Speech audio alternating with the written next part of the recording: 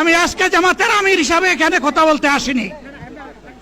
আমি এসেছি বাংলাদেশের 18 কোটি মানুষের একজন হয়ে কথা বলতে। আমি শিশুদের বন্ধু, আমি যুবকদের ভাই, আমি বয়স্কদের সহযোদ্ধা, আমার বোনদের আমি ভাই। সুতরাং তাদের মুক্তির জন্যই আমি দায়িত্ব নিয়ে আজকে এখানে দাঁড়িয়েছিলাম। আল্লাহর ইচ্ছা শরীর আমাকে সাময়িকভাবে সহযোগিতা করে নাই, এটাও আল্লাহর ইচ্ছা যে এখন আল্লাহ আমাকে কথা বলার সুযোগ দিচ্ছেন।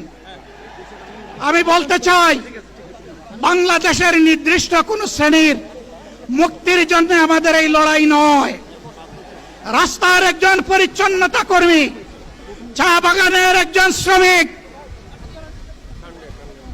রক্ত পানি করে ঘাম জড়ানো আমার একজন রিক্সা চালক ভাই মাঠে ময়দানে বাংলাদেশের মানুষের মুখে যারা এক মুঠো ভাত তুলে দিতে চায়, আমার সেই কৃষক বন্ধুটি, আমি তাদের হয়ে